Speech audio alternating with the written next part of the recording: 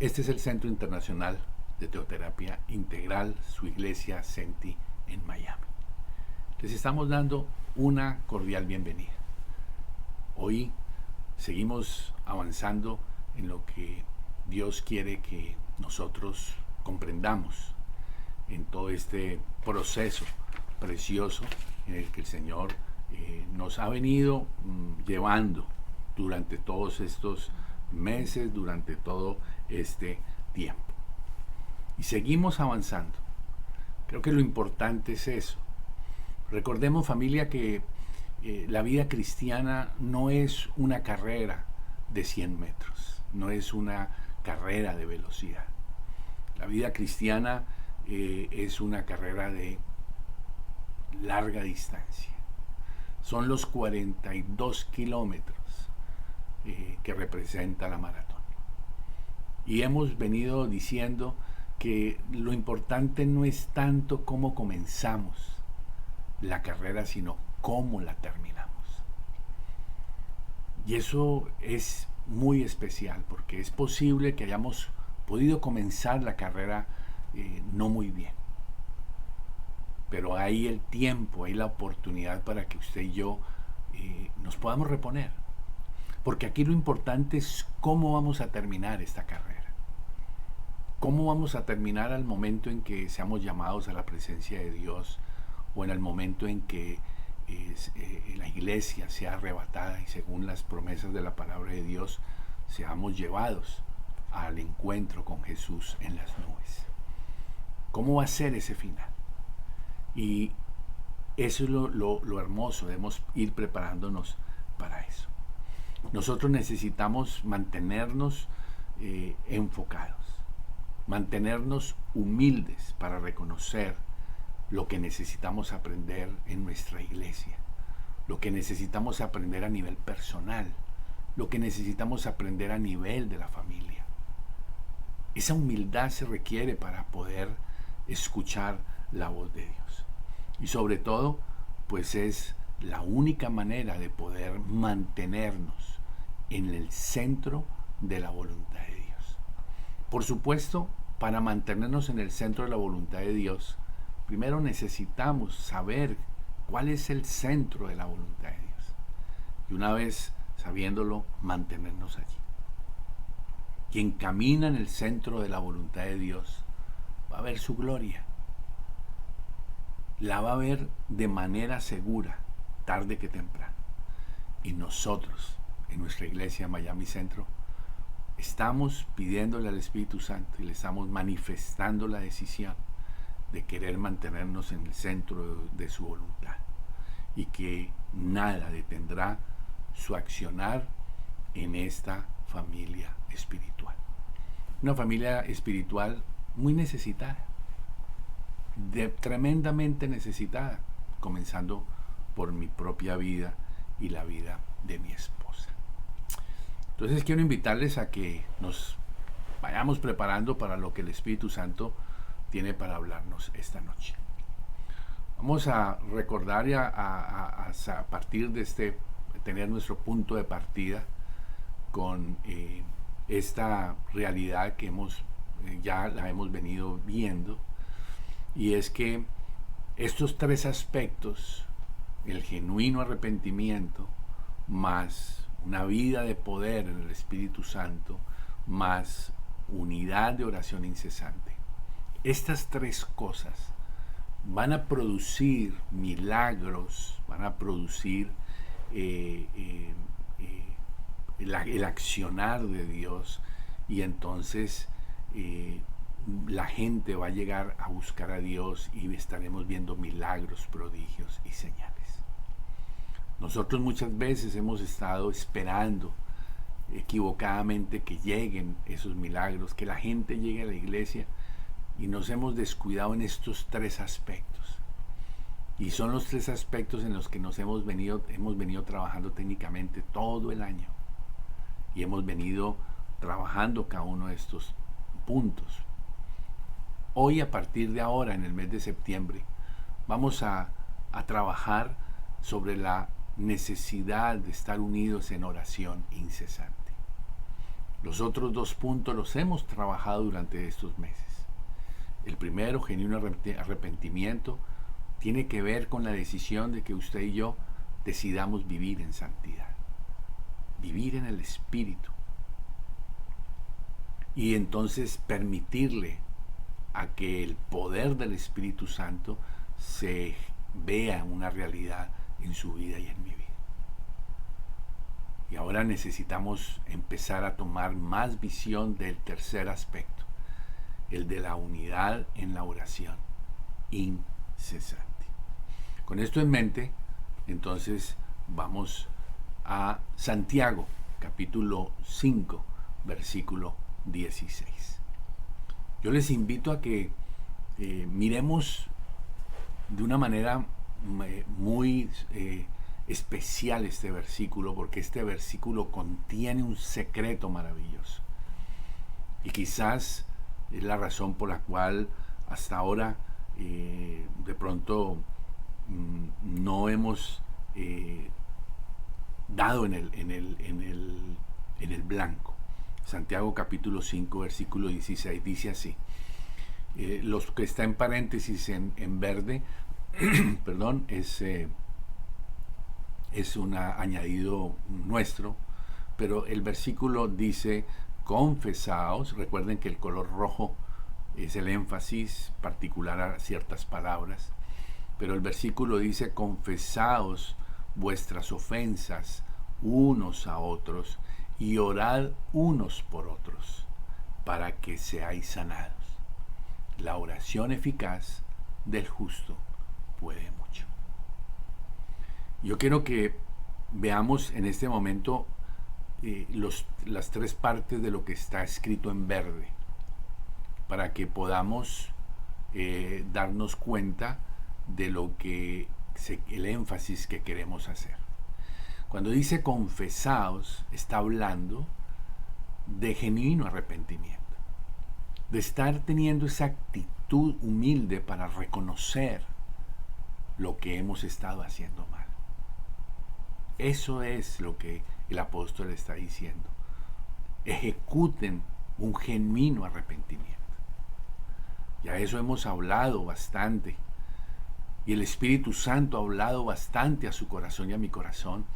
Y ya es tiempo de que usted no le dé más vueltas a ese asunto. Confesaos, dice, vuestras ofensas. Confesaos vuestros pecados, los errores que usted y yo hemos cometido, el daño que le hemos hecho a personas. Confesaos. Pero viene una palabra, dice, y orad por otros. Ojo que no es orad, sino es orad por otros. Y eso significa intercesión. Orar por otra persona, orar por otros, es intercesión. Entonces fíjense que no está diciendo y orar por usted. Y cuando dice orar por otros, tampoco es solamente a su círculo cerrado, nuestro círculo cerrado de nuestra familia, sino que debemos expandir a otros, a mucha gente, para que nosotros podamos ver la gloria de Dios. Esto es un aspecto que tenemos que abrirlo en nuestro corazón. Quiero darles un ejemplo para que ustedes vean. El profeta Jonás tenía en su cabeza que Jehová Dios era el Dios de Israel. ¿Qué era lo que había en la cabeza del profeta? Él sabía que Dios era Dios, en toda la definición de lo que implica ser Dios, el Dios de toda la tierra.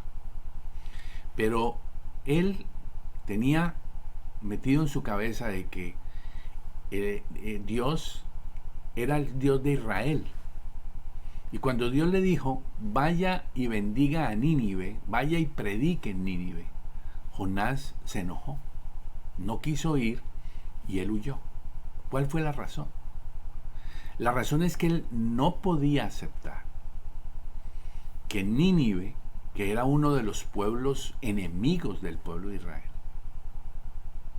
fueran bendecidos por Dios. Para Jonás Dios era el Dios solo de Israel. Y Dios solo podía bendecir a Israel. Y sabía que si él iba y predicaba en Nínive, Dios los iba a perdonar.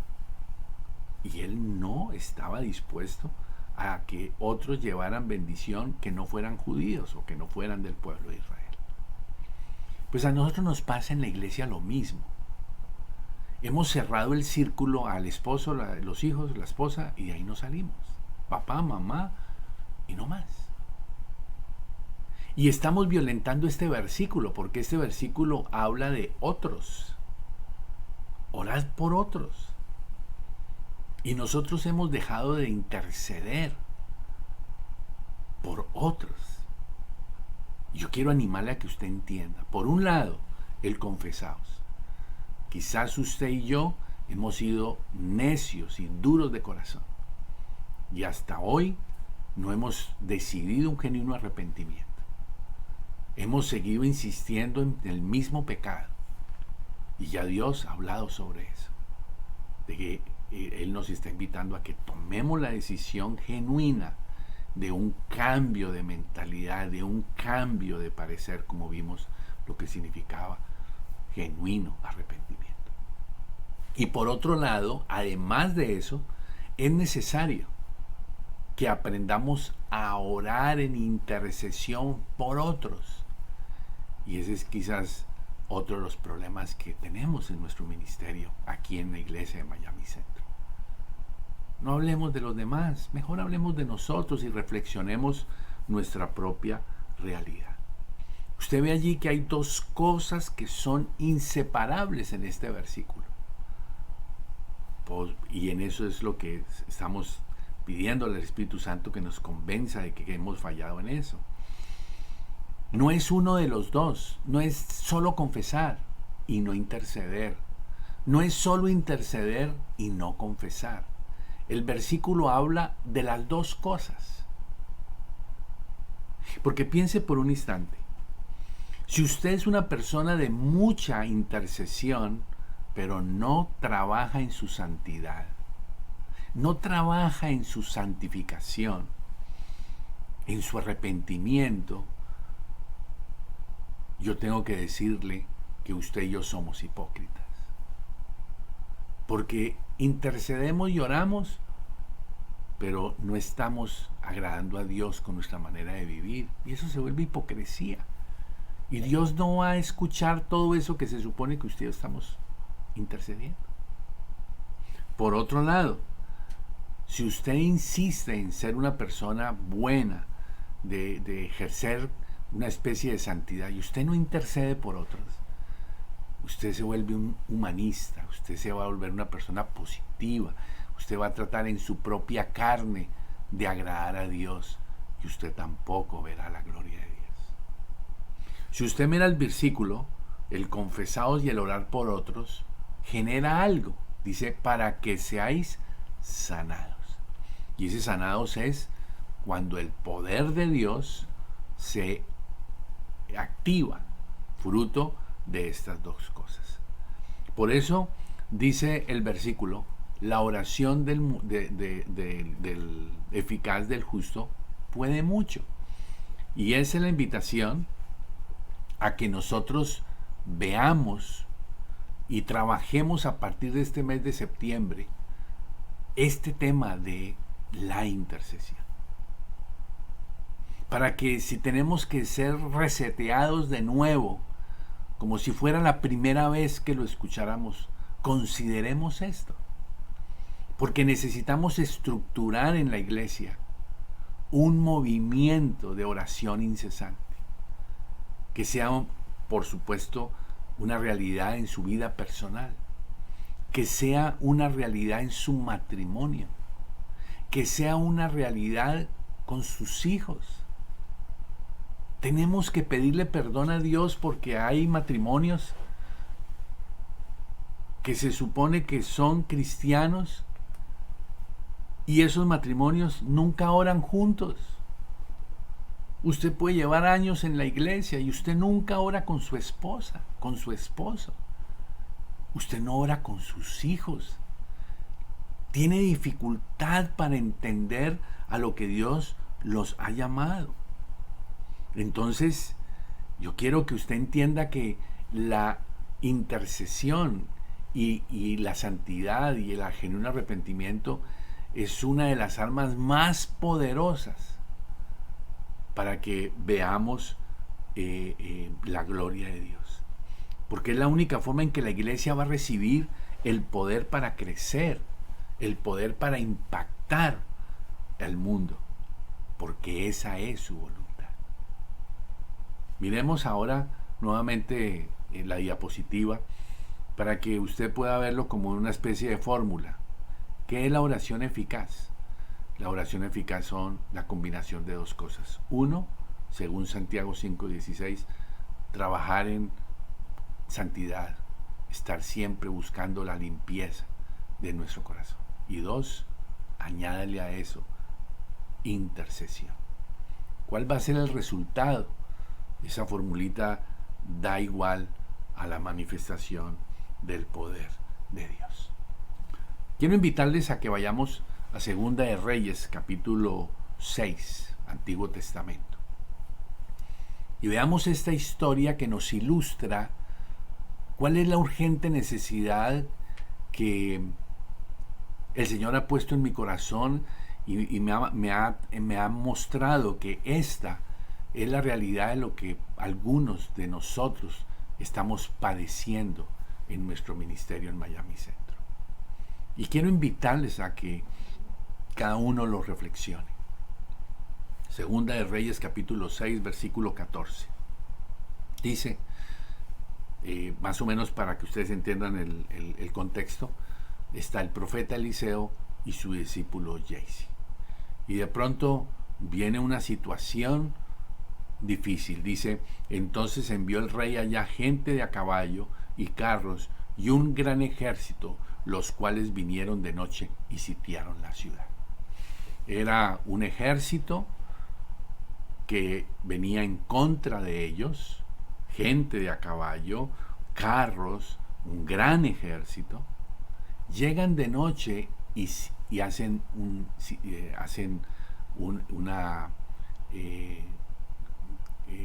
digamos, sitiaron la ciudad, la rodearon, la bloquearon. Y entonces allí viene esto que yo quiero que usted entienda. Esas son las circunstancias que usted y yo estamos viviendo. Yo no sé cuál es la circunstancia específicamente que usted está viviendo, pero en algunas áreas de su vida usted está sitiado por el enemigo, en lo personal, en lo espiritual, en lo matrimonial, en lo familiar, en lo económico. Nosotros como iglesia hemos estado sitiados por el enemigo.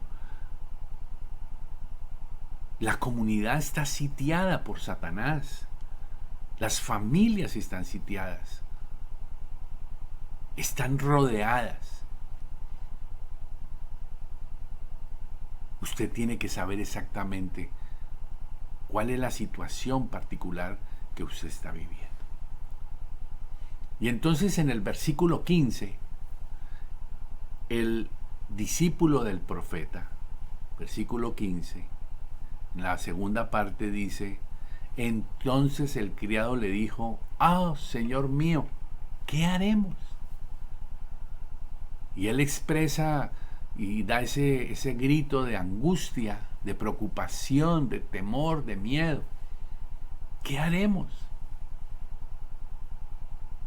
Es la expresión que usted y yo tenemos frente a la situación. Cuando escuché por primera vez que por teléfono el médico me habló de la realidad de lo que estaba pasando a Nalu, y oí la palabra que me dijo, su esposa tiene cáncer. Inmediatamente mi corazón, mi mente, pasaron mil cosas. Y surgía, ¿y qué haremos? ¿Y ahora? Y en ese momento, pues, no era momento para preguntarle detalles ni de situación. Y en ese momento Analu estaba en el hospital. Y tuve que estar 2 días sin poder hablar con ella porque no le iba a dar esa noticia en el hospital. Y pasé por esa realidad. ¿Qué haremos? Versículo 15. ¿Qué demuestra eso? Ahí en este versículo demuestra que este discípulo revela su humildad, reconoce que no sabe qué hacer, revela su necesidad, está viendo las cosas que se ven con sus ojos.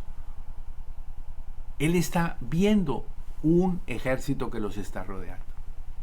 Y usted posiblemente está viendo su situación. Revela su sujeción. Él va y le pregunta a su profeta. Él sabe a dónde ir a pedir dirección. Va y pide consejo. Usted tiene que saber, hoy ya tiene que saber, usted a quién pide consejo y a quién oye. Y quiero decirle, en el nombre de Cristo Jesús,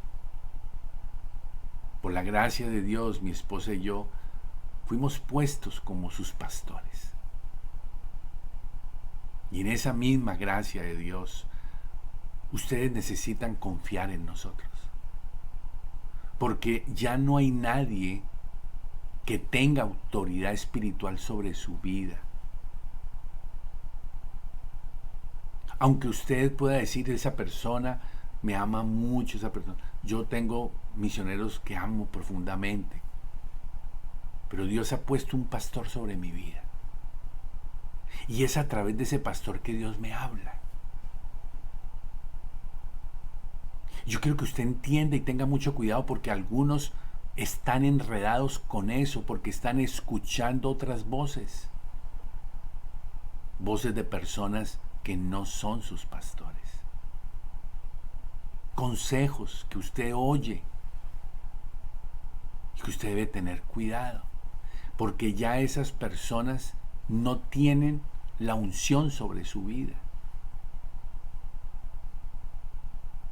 De la misma manera que una esposa está bajo la unción de su marido, los hijos bajo la unción de su papá y su mamá, el marido bajo la unción del Señor y la esposa bajo la unción del Señor a través de su marido. Entonces tenemos que tener mucho cuidado. No es lo que diga su mamita, no es lo que diga su papito, no es lo que diga su amigo, no es lo que diga su amigo cristiano o el pastor de la iglesia de allí o de allá. Tenga mucho cuidado, porque usted puede verse en problemas.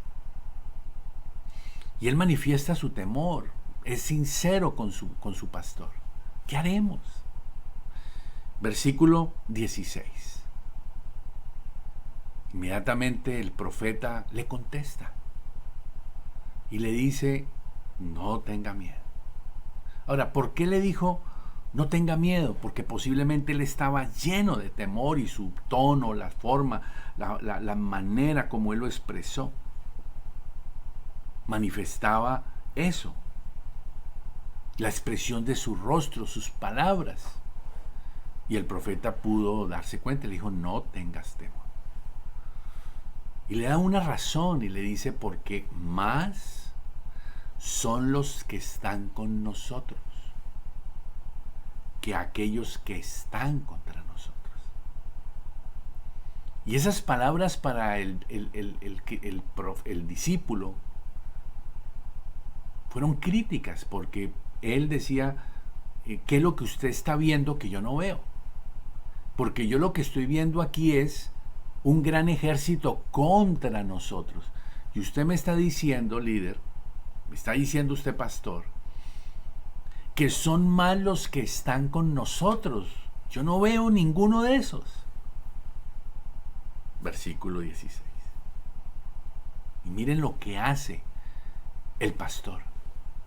Cuando ve a su discípulo y se da cuenta de que él está ciego, de que él no está viendo las cosas desde el punto de vista espiritual. Versículo 17. Inmediatamente Eliseo no empieza a tratar de convencerlo con palabras. Eliseo no le da un regaño, no le da un bibliazo. sino ¿qué dice el versículo 17? Inmediatamente, Eliseo comienza a interceder por su discípulo.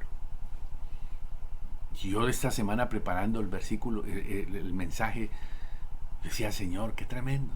Tengo que pedirte perdón, porque yo tengo que orar más por ustedes, menos por mí.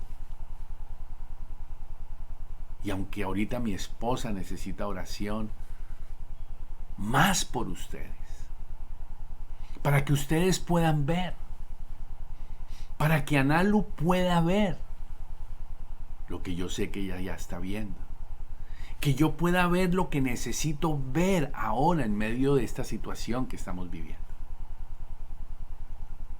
Y aquí el profeta Eliseo empieza a interceder al Señor y le dice, oh Jehová, por favor te ruego, ábrele los ojos para que vea. Y eso es lo que yo quiero compartir con ustedes, que es el compromiso que queremos con Analu, y quiero que por favor oremos para que los ojos de ustedes sean abiertos, para que los ojos de sus esposos, de sus esposas, de sus hijos sean abiertos, para que los ojos de sus amigos, de su familia, de sus vecinos, de la comunidad, de cada uno de los miembros de esta iglesia sean abiertos. Pero eso necesitamos interceder, arrodillarnos, ayunar, clamar y salir de nuestro egoísmo en nuestro círculo cercano. Y entonces dice, y miró. De pronto miró quién. Después de la oración, Dios responde.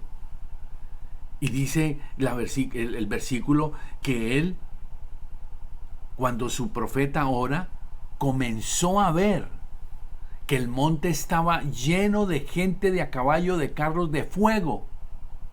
Y ojo a esto, esos carros que eran ejército celestial estaban alrededor de Eliseo.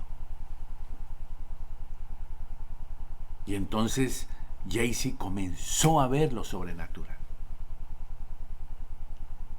Por eso mi compromiso delante de Dios tiene que ser, y con mi esposa, es clamar y ayunar más por ustedes, por aquellos que están muy desconectados, que están muy despistados, y seguir orando por los que están pegaditos, para que Dios siga abriéndonos los ojos, para que podamos ver los carros de fuego, podamos ver la acción del Espíritu Santo. Porque Él es el único que puede abrirle los ojos a usted y a mí para que reaccionemos. Él es el único que puede abrirle los ojos a su esposo, a su esposa, a sus hijos, a su familia, a sus vecinos. Y por eso necesitamos reaccionar. Versículo 17 y ahora el versículo 18. El versículo 17, hasta ahí nomás, versículo 17. Dios respondió. Ahora, la fe muestra lo que Dios está haciendo a favor suyo. La noche anterior habían llegado estos ejércitos y habían sitiado la ciudad, pero Jaycee no podía ver lo que Dios estaba haciendo por ellos. Y usted y yo necesitamos, en medio de esta circunstancia, ver lo que Dios está haciendo a favor suyo, a favor de su matrimonio, a favor de su familia, a favor de sus vecinos, a favor de la comunidad y a favor de nuestra iglesia. La fe muestra los recursos espirituales a favor nuestro que Dios ha establecido. Si usted no ve a Dios, si usted y yo no vemos a Dios y no vemos sus recursos y no vemos el accionar del Espíritu Santo, familia, nunca podremos ver su plan, nunca podremos ver su propósito, nunca podremos ver su accionar. Y entonces No habrá carros de fuego alrededor nuestro, carros de fuego de protección, carros de fuego de bendición. No veremos carros de fuego alrededor de las personas que necesitan, del que está al punto del suicidio, del que está destruyendo su matrimonio, del que está queriendo divorciarse, del que está atado con la droga, está atado con el alcohol, atado con las mentiras, atado con el robo, atado con la vanidad, esclavo de una u otra forma. Entonces ahora preguntémonos, hagámonos esta pregunta: ¿por qué orar? ¿Por qué orar? Yo sé que es una pregunta que parece necia, parece como boba, pero es importante que nos la hagamos. ¿Por qué orar? Y quiero que me acompañen a Génesis capítulo 18 para que usted vea una de muchas razones que están en la palabra de Dios. Génesis 18, 17 al 26. Y yo quiero que lo veamos. Quiero contarle la historia rápidamente. En el versículo 17, Jehová, Dios de los cielos, toma una decisión y se la comunica a Abraham. Se la comunica. Y toma una decisión respecto de Sodoma y Gomorra. Y le comunica que Sodoma y Gomorra va a ser consumida. Miren el versículo 22, subraye esto más tan importante. Dice el 22 que Abraham estaba aún delante de Jehová. La parte final del versículo dice: y apartaron de allí los varones y fueron hacia Sodoma. O sea, los varones eran los ángeles que iban a ejercer la disciplina sobre Sodoma y Gomorra. Serían destruidos, y serían destruidos por el pecado. Ya el Señor quedó saturado y le comunica a Abraham, le dice: va a ser destruido. Pero Abraham dice que aún estaba con Jehová.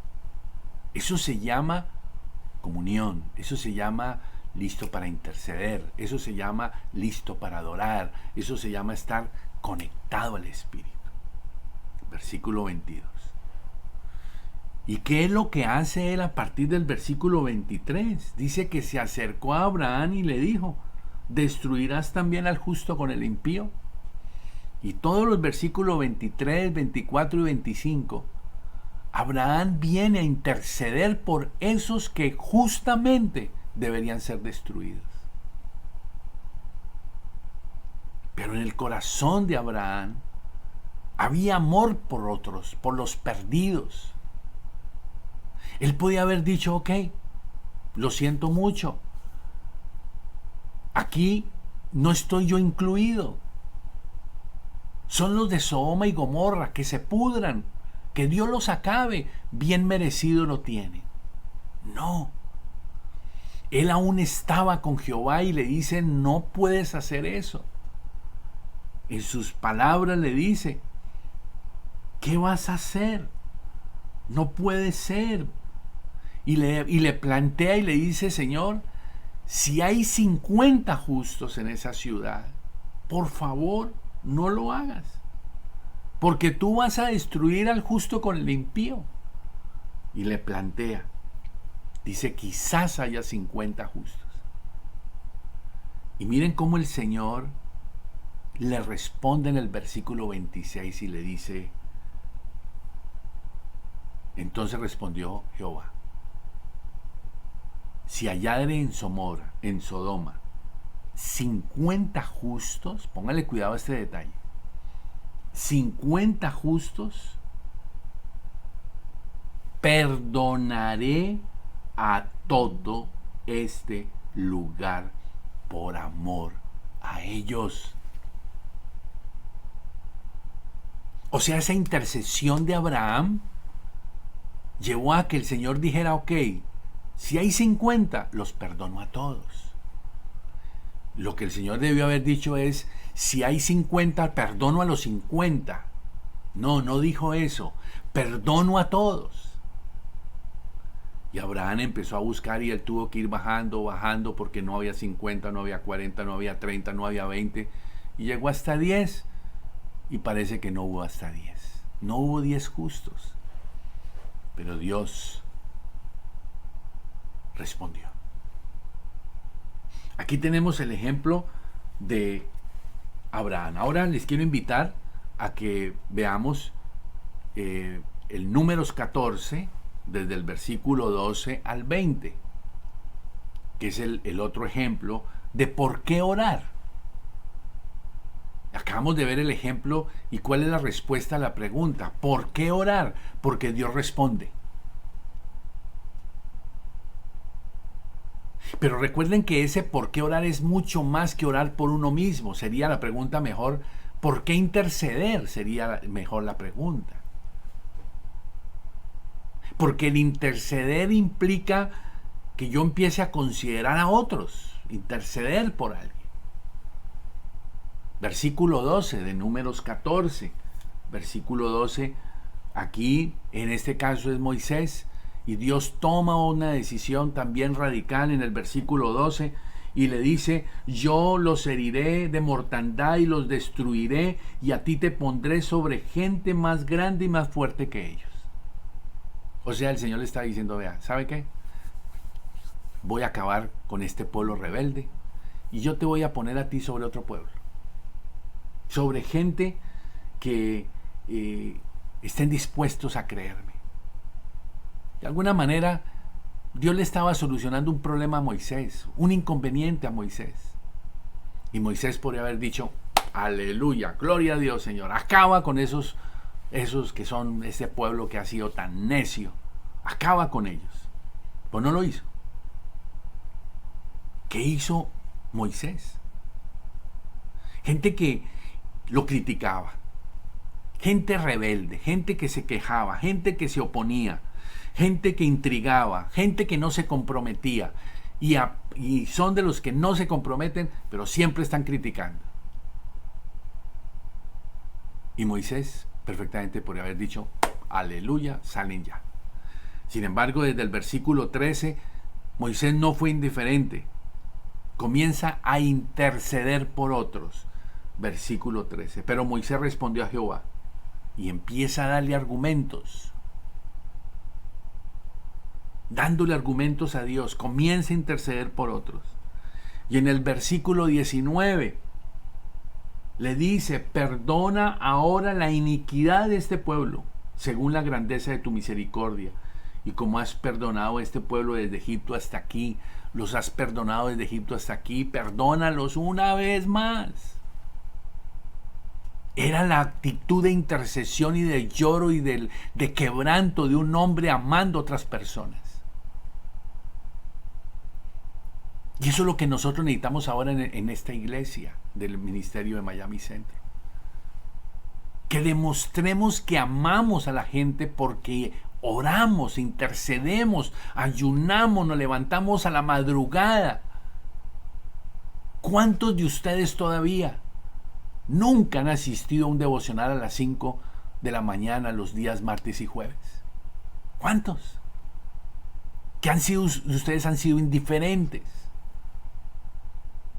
Y como iglesia hemos sido indiferentes a la intercesión y a orar por la gente que está en peligro, porque hay sentencia de muerte para aquel que no está en Cristo Jesús.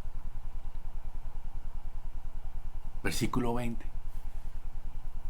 Entonces Jehová dijo, yo los he perdonado conforme a tu dicho.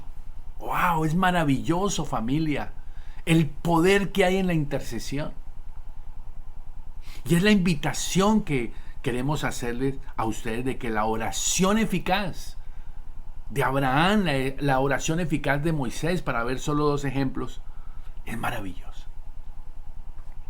Por eso a partir de hoy, sábado, 5 de septiembre, les estamos invitando, porque durante todo este mes de septiembre y quizás parte de octubre, vamos a estar tomando visión en la Biblia de por qué es necesario la santidad más la intercesión por otros,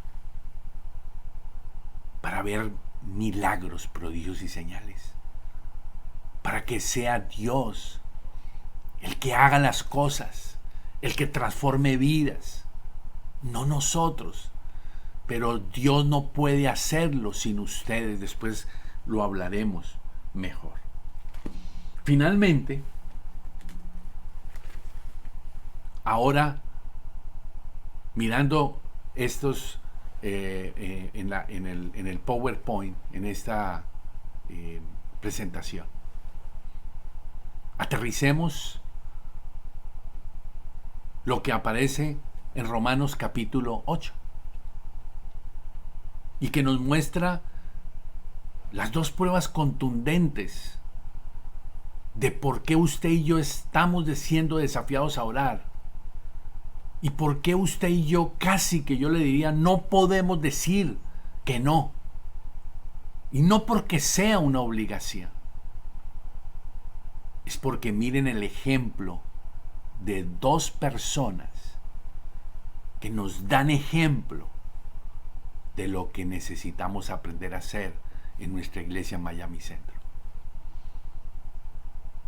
Romanos capítulo 8, versículo 26 dice: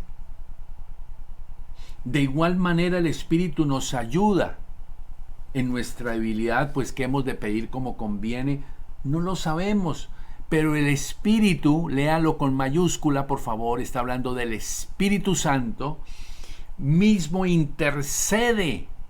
El Espíritu Santo está en este momento intercediendo por usted y está intercediendo por mí y está intercediendo por su familia.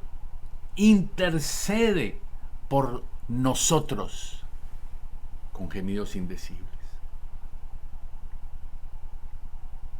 El Espíritu Santo nos ayuda a nuestra debilidad y está intercediendo.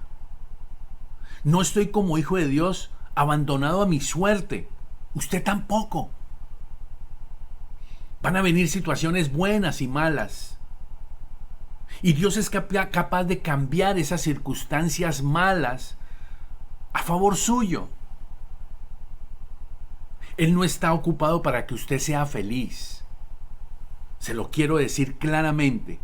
Él está ocupado para que usted y yo podamos ser usados para su gloria, para sus propósitos eternos. Eso es lo importante. Lo importante no es que usted sea feliz. Lo importante es que usted, en las manos de Dios, cumpla los propósitos de Dios y así usted será feliz. Es un privilegio interceder. Es un honor precioso interceder. Que el Espíritu Santo quite la ceguera de sus ojos en su espíritu para que usted pueda ver la belleza de la intercesión, usted pueda ver el poder de la intercesión, usted pueda entender la combinación de santidad más intercesión por otros, lo que va a producir. Porque el diablo ha cegado su corazón y su visión espiritual para que no lo entendamos. El Espíritu Santo ora con usted y ora por usted y Dios Padre contesta. El Espíritu Santo sabe la voluntad de Dios y como la conoce, te la va a enseñar. Confíe que recibirá lo mejor. El Espíritu Santo está en este momento intercediendo. Ahora vayamos a Romanos 8:34. Y entonces veamos qué es lo que esta otra persona nos da ejemplo. Romanos 8:34 dice: ¿quién nos separará del amor de... ¿quién es el que condenará? Versículo 34. Cristo es el que murió. Por favor. Cristo es el que murió. Dice, más aún, el que también resucitó. O sea, no solo murió y se quedó en la tumba, sino que resucitó. Y dice que ahora está a la diestra de Dios, o sea que murió, resucitó y subió al cielo y ahora está sentado a la derecha del Padre. Por favor, que se abran los ojos del Espíritu para que usted entienda esto. Y dice, versículo 34, el que además está a la diestra de Dios, el que también intercede, como hace el Espíritu Santo. Jesús también está intercediendo por usted. Ahí está el versículo. Es el que intercede por nosotros. Versículo 34. Algunos siguen pensando que la función de Jesús es acusarlos. Por eso el versículo 34 dice, ¿quién es el que nos condenará? Y no es Jesús el que te está condenando. No es Jesús el que te está acusando. Es Satanás el que lo hace constantemente. Y cuando usted es acusado, usted necesita un abogado. Y la Biblia dice que abogado tenemos para con el Padre. Y ese abogado es Jesús, para interceder por usted y defenderlo a usted, para interceder por mí y defenderme a mí. Así es que, familia, el Espíritu Santo está hablando a su corazón, y la oración de esta noche y nuestra oración a partir de ahora es que se abran nuestros ojos para que usted pueda ver lo que hasta hoy no ha visto. Y quizás usted diga 20 años en el Saint y no lo ha visto. Gloria a Dios, es el tiempo de hacerlo. Abran los ojos del Espíritu para que usted pueda ver los carros de fuego alrededor suyo, para que usted pueda ver al Espíritu Santo actuar. Solo que esto tenemos que perseverar, nos tenemos que consagrar, nos tenemos que santificar, nos tenemos que dedicar. Hay que dormir menos, hay que despertarnos más temprano, y lo estamos haciendo la invitación. No va a suceder nada, familia, en su vida, en su casa, en sus hijos, en sus amigos, en su comunidad. No va a suceder nada. Y en nuestra iglesia no sucederá nada si no decidimos ser serios y comprometernos con la santidad, con el manejo de nuestro lenguaje, nuestros pensamientos, el dinero, la vida sexual, las decisiones que hacemos, limpieza, genuino arrepentimiento, y además de eso le añadimos intercesión por otros. Quiera el Espíritu Santo que usted tenga hoy su corazón dispuesto, y les invito a que oremos para que usted y yo le dejemos al Espíritu Santo que nos convenza de esta urgente necesidad para su vida y para mí y para nuestra iglesia en Miami Centro. Les invito entonces a que oremos.